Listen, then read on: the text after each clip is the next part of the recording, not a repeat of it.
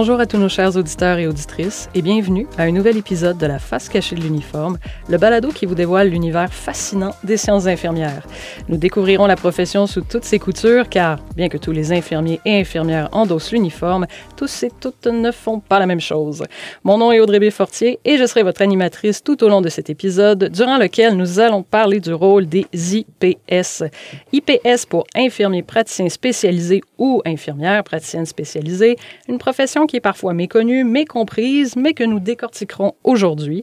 Pour y arriver, j'ai le plaisir d'être accompagnée de Virginie Letendre, infirmière praticienne spécialisée en soins aux adultes, ainsi que Massimo Forgione, candidat infirmier praticien spécialisé en soins aux adultes. Bonjour à vous, comment allez-vous?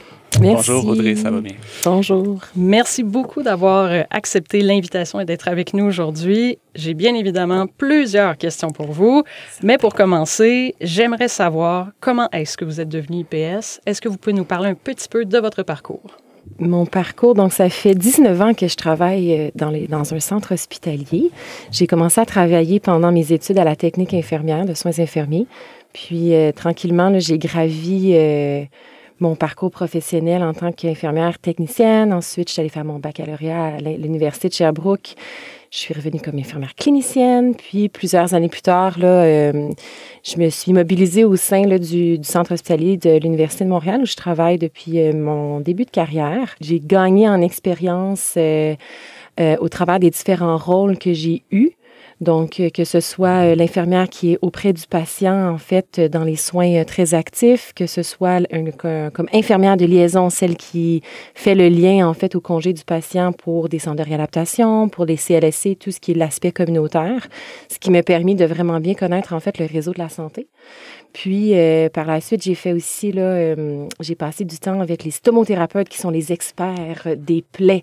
Parfait, j'allais demander ce que c'était. Exactement. Oui, on le sait il y a beaucoup de mots dans le domaine de la santé qui sont à démystifier.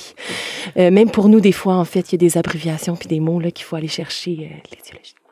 Donc, j'ai fait ça. J'ai fait du suivi de clientèle dans une clinique, en fait, de fibrose kystique. Puis, je me suis retrouvée à être très stimulée d'apprendre, de continuellement, en fait, développer mes connaissances qui, par le fait même, développent mes compétences. J'ai toujours été nature curieuse. On me l'a toujours dit depuis ma tendre enfance. J'avais le souci, là, puis de comprendre ce que je faisais. Donc, quand le programme de maîtrise infirmière praticienne spécialisée est apparu, j'ai sauté les 2 pieds dedans. En fait, j'ai appliqué. Puis, heureusement pour moi, j'ai été acceptée à l'Université de Montréal. Puis, j'ai fini la maîtrise là, dans la première cohorte de soins aux adultes là, en 2019. Parfait. Et toi, je crois que tu as un parcours un petit peu différent. J'ai un parcours un peu atypique. J'ai terminé ma technique en soins infirmiers en 2003. Et j'ai pris une petite pause d'études dans l'année qui a suivi. Puis par la suite, j'ai complété mon bac en sciences infirmières à l'Université de Montréal en 2008. À travers tout ça, j'ai travaillé principalement dans les milieux d'urgence au Québec. J'ai travaillé dans quelques urgences, principalement à Montérégie, mais aussi dans d'autres urgences. Puis j'avais un intérêt aussi beaucoup pour la cardiologie. Fait que durant ce parcours-là, j'ai aussi travaillé comme infirmier de recherche en cardiologie durant environ 8 ans. Par la suite, je pense que je me cherchais un peu puis je voulais voir ce que je voulais faire comme pratique. Et après une dizaine d'années en soins directs aux patients, j'ai décidé de me tourner vers un poste de gestion. Je voulais parfaire mes connaissances aussi à ce niveau-là. Fait que j'avais entrepris un certificat en gestion des services de santé de l'Université de Montréal. Okay. Et j'ai aussi fait une maîtrise en administration des affaires à l'Université de Sherbrooke pour finir avec une ceinture verte en amélioration continue au HEC. Qu'est-ce qu'une ceinture verte en amélioration? C'est un programme d'amélioration. Ils appellent des ceintures, fait un peu comme dans les arts martiaux, là, okay. Ceinture verte, ceinture jaune, ceinture noire. J'ai été coordonnateur d'activité, j'ai été responsable aussi d'une unité de médecine familiale et j'ai finalement été chef de l'urgence de l'hôpital Honoré-Mercier pendant 8 ans. C'est un peu pendant la pandémie que j'ai commencé à me poser des questions sur la suite de ma carrière. J'étais à peu près à moitié de carrière, puis j'essayais de planifier un peu ce que je voulais faire pour la suite. je me rendais compte que je m'ennuyais beaucoup de la clientèle puis des soins qu'on donnait aux patients. Fait que durant la pandémie, j'ai décidé d'aller faire de la clinique de vaccination. Fait que je travaillais comme chef d'urgence durant le jour, puis le soir, je m'en allais dans les cliniques de vaccination pour vacciner les patients. Puis je me rendais compte que c'était vraiment une révélation pour moi, puis que ça m'amusait, puis j'aimais beaucoup travailler avec les patients.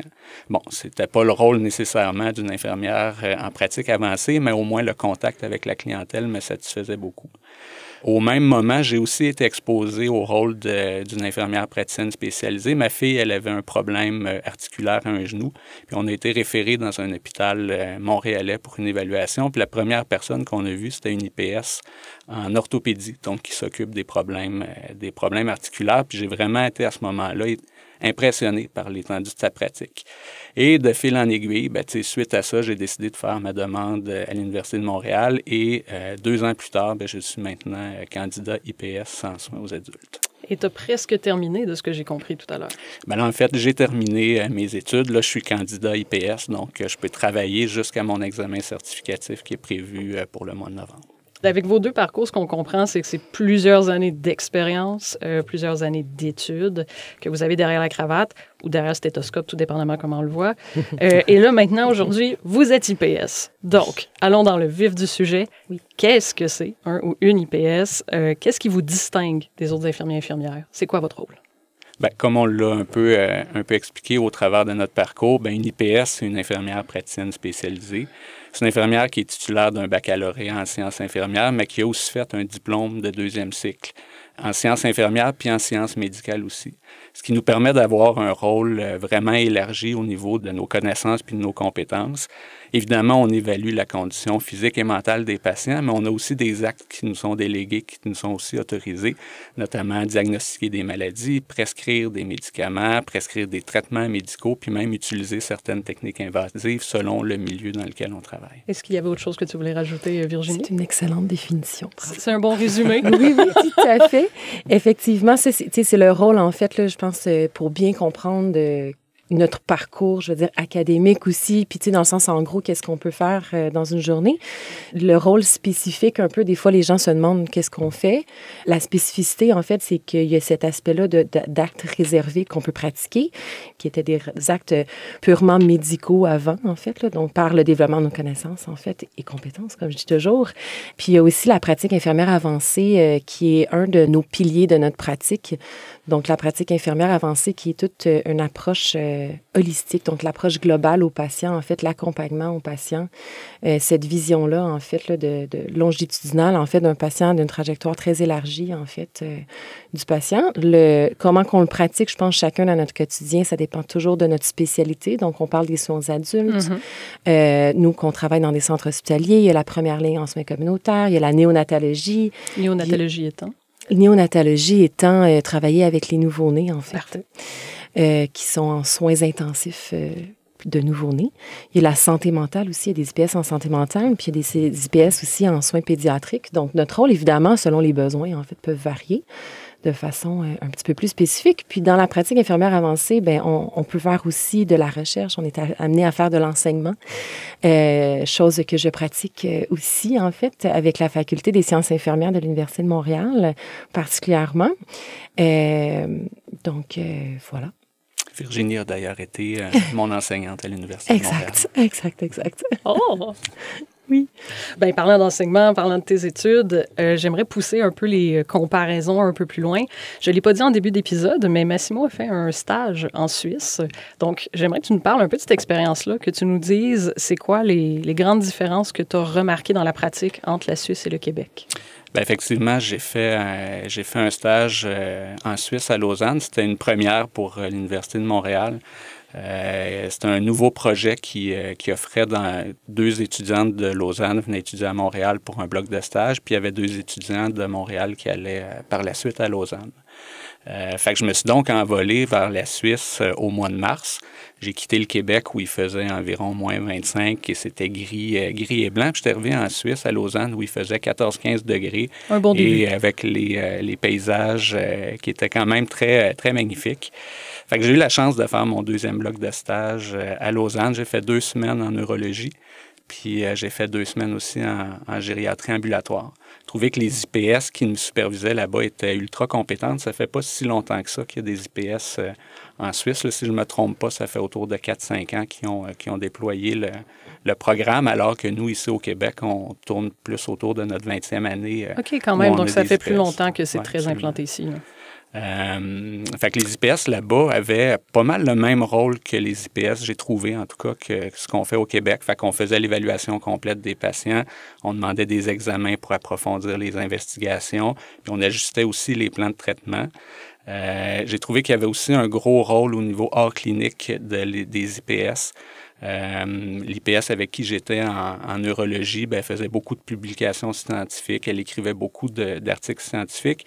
Et l'IPS avec qui j'étais en gériatrie, il y avait beaucoup de supervision à faire auprès des infirmières cliniciennes, où ils les supportaient puis ils les coachaient sur des unités de soins.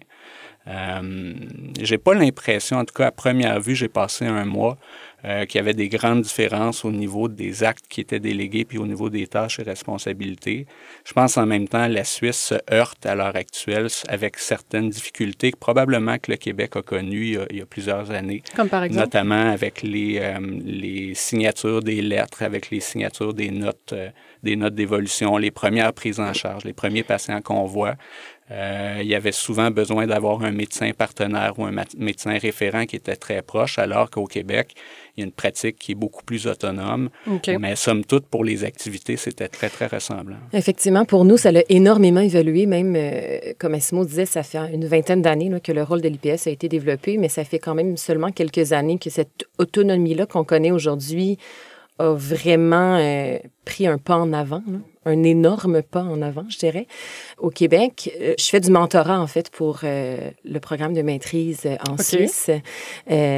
Donc, j'ai pu collaborer, en fait, avec le personnel enseignant de la Suisse et aussi rencontrer des étudiantes. J'étais la préceptrice d'une des étudiantes qui est venue de la Suisse en stage ici en neurologie, au CHUM. Puis, aussi, je fais du mentorat avec des étudiants là-bas. Donc, on fait des rencontres vidéo, puis ils me font part, en fait, de leur rôle. La plus grande différence entre, je dirais, la Suisse et nous, c'est qu'ils ne sont pas régis par un ordre professionnel. OK, je suis surprise de l'entendre. Exactement. Moi aussi, j'ai compris plein de choses. Tu sais, dans ça, j'ai appris plein de choses aussi. Donc, eux autres on n'appelle pas ça les provinces, sont séparés en comtés. Et chaque comté a ses propres règles. Donc, pour le rôle de l'infirmière praticienne, là, je vais parler de ça parce que c'est ce que j'ai connu et compris.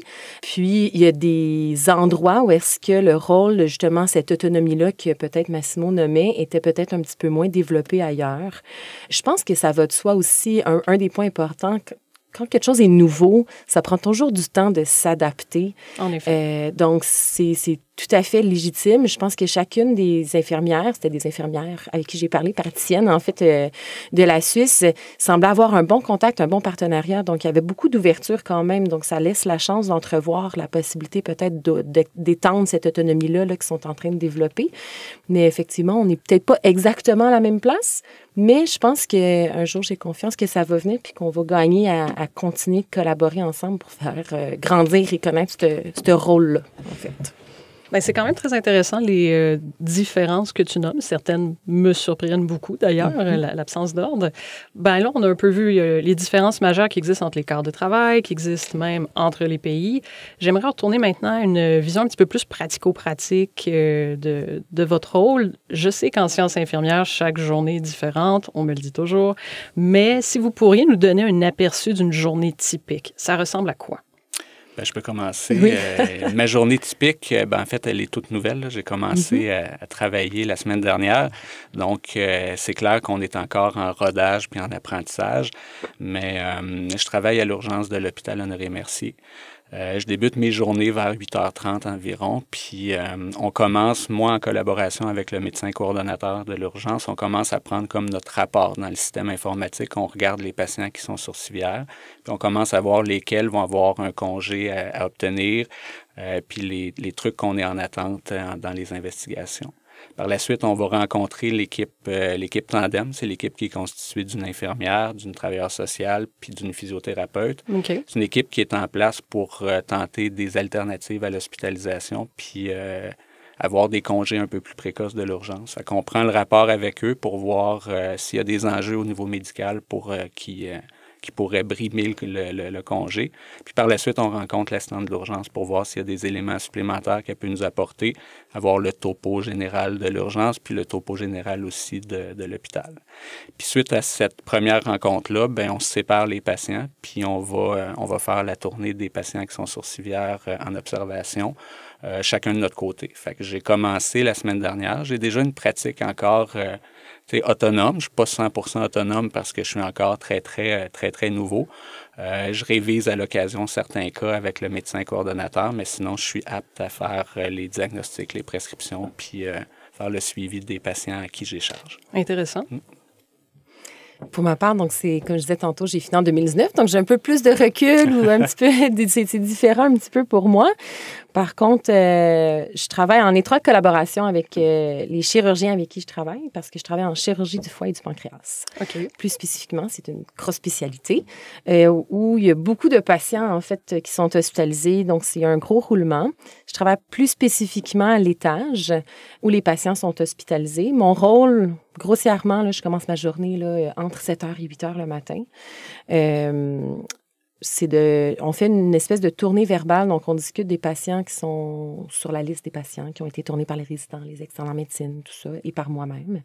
Puis, donc, on se fait un gros topo pour pouvoir avancer dans la journée, se donner les objectifs, les priorités, en fait, pour chacun des patients. Puis, j'accompagne ensuite les patients, donc je les évalue au niveau, oui, de l'évaluation un peu médicale, je veux dire, mais l'évaluation, donc le questionnaire, l'évaluation physique. Je regarde les laboratoires, je regarde si les patients ont besoin d'imagerie ou des résultats d'imagerie, puis ensuite, j'arrive à des diagnostics ou des avancements, puis je vois et j'ajuste, en fait, soit des traitements, ou je demande des investigations s'il y a lieu, comme par exemple une radiographie pulmonaire, donc un rayon X du poumon, si jamais le patient, par exemple, il est essoufflé. Donc, si j'ai besoin, en fait, d'investiguer. Puis, à travers tout ça, je prends le temps de demander au patient, évidemment, comment il va. Puis s'il y a besoin, en fait, de cet accompagnement-là que je peux lui fournir.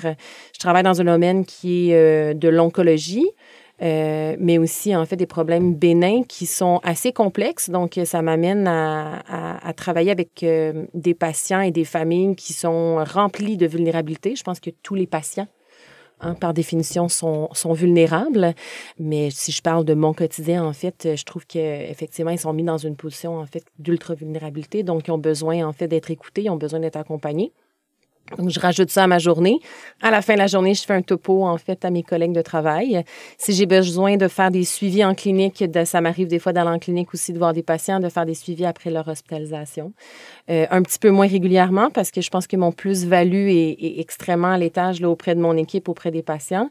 Je fais, à travers tout ça, un peu d'enseignement. J'accompagne les infirmières, je leur explique des choses. S'ils ont des questions, je réponds à leurs questions. Je fais la même chose avec les étudiants en médecine. Puis, des fois, je vais à l'université, en fait, aussi enseigner ou je prends soin des stagiaires qui viennent comme étudiants infirmiers praticiens. Et des fois même faire une entrevue. Et des fois même faire une entrevue, exactement, pour la FSI. Exactement. Et voilà, chers auditeurs et auditrices, c'est tout pour aujourd'hui, mais ne partez pas trop loin puisque la discussion se poursuit dans un deuxième épisode. En effet, on vous réserve quelques surprises, notamment une anecdote où notre invité Massimo a fait une découverte surprenante en auscultant un patient, mais je ne vous en dis pas plus. Pour le découvrir, c'est un rendez-vous au prochain épisode. À très bientôt.